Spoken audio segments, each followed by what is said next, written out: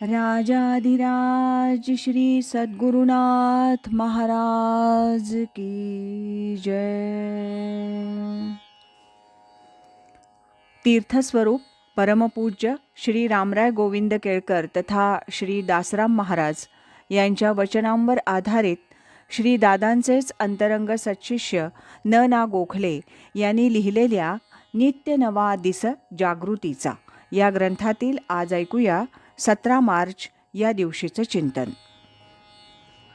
5 तत्वांची खेच 5 तत्वांकडेच नैसर्गिक असल्यानं जीव हा आत काय आहे हे पाहण्यास उत्सुक नसतो. देह हा 5 तत्वांचा बनलेला आहे. पृथ्वी, आप, तेज, वायू आणि आकाश. बाहेर म्हणजे दृश्य जग हे संपूर्ण याच तत्वापासून बनलेलं आहे.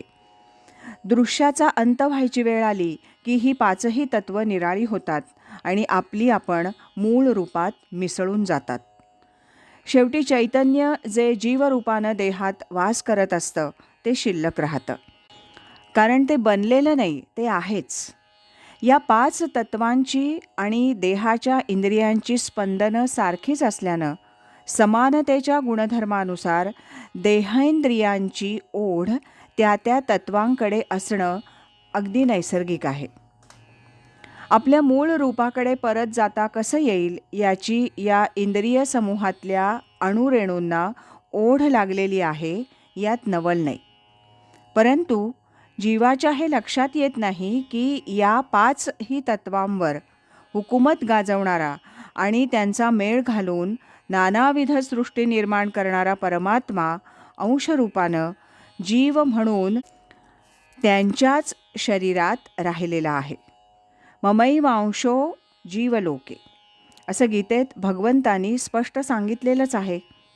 त्याची ओळख जर झाली तर मग बाह्य सृष्टीची ओढ, त्यातल्या क्षणिक विषयेंद्रिय संयोगानं मिळणाऱ्या शारीरिक सुखाची त्याला तमा राहणार नाही.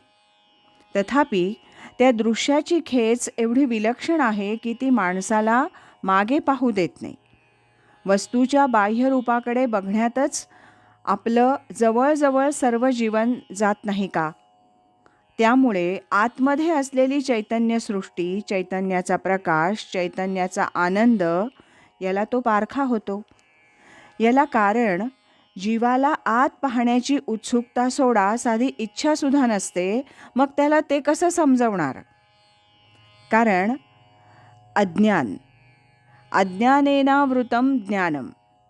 आतल्या चैतन्यावर या 5 तत्वांचं आवरण असल्यानं ते दिसत नाही आणि दृश्याची ओढ नैसर्गिक असल्यानं जीव तिकडे बघायला उत्सुक नसतो. सद्गुरूंनी कृपापूर्वक जीवाला कृतार्थ करून साधन लावून दिलं आणि त्याच्याकरवी करून घेतलं तरच त्याच्या योगानं तो आत वळेल आणि धन्य होईल. राजाधिराज श्री सद्गुरुनाथ महाराज की जय.